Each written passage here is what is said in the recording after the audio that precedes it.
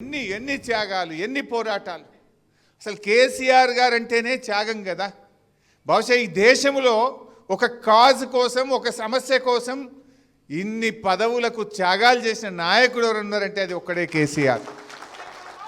ఎమ్మెల్యేకు, డిప్యూటీ స్పీకర్కు, 2 సార్లు ఎంపీకి, కేంద్ర మంత్రికి 5 పదవులను 5 సార్లు త్యాగం చేసిన నాయకుడు.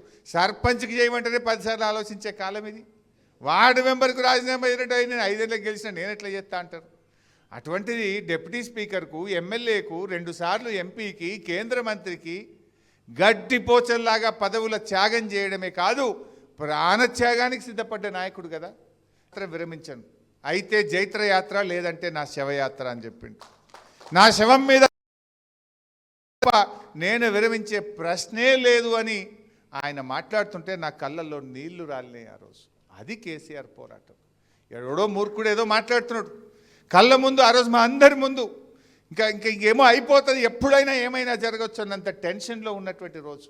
నా శవం మీద తెలంగాణ జెండాకు పండి అని మాట్లాడినటువంటి నాయకుడు కేసీఆర్. అది త్యాగం. పదవులే కాదు, ప్రాణత్యాగానికి కూడా చివరి అంచుల దాకా పోయి వచ్చినటువంటి నాయకుడు. ఇలా ప్రజలు కోరుకుంటున్నారు, ప్రజలు కేసీఆర్ వైపు చూస్తున్నటువంటి పరిస్థితి. ఎందుకంటే అర్థమైంది, పాలేందో నీళ్ళేందో అర్థమైంది. మార్పు అంటే ఏం మార్పు వచ్చిందో ఇవాళ తెలంగాణ ప్రజలు గమనిస్తున్నటువంటి పరిస్థితి ఉన్నది. ఇవాళ నిజంగా తెలంగాణ రాకపోతే ఎక్కడిది 24 గంటల కరెంటు, ఎక్కడిది ప్రతి ఇంటికి త్రాగునీరు, ఎక్కడిది 1 కోటి ఎకరాల మాగాని, ధాన్యం ఉత్పత్తిలో ఎక్కడిది తెలంగాణ నంబర్ 1 రాష్ట్రంగా ఎక్కడైతుండే, తలసరి ఆదాయంలో దేశంలో నంబర్ 1 ఎక్కడైతుండే, పర్ క్యాప్ మన జిఎస్డిపి గ్రోత్ రేట్లో తెలంగాణ దేశంలో నంబర్ 1గా ఎక్కడైతుండే, ఎన్నిట్లల్లా మాంసం ఉత్పత్తిలో, ధాన్యం ఉత్పత్తిలో, డాక్టర్ల ఉత్పత్తిలో ఇవాళ తెలంగాణ నంబర్ 1 అయిందంటే ఈ రాష్ట్రం ఏర్పడడం వల్ల కదా. ఎవడో ఏదో మాట్లాడవచ్చు.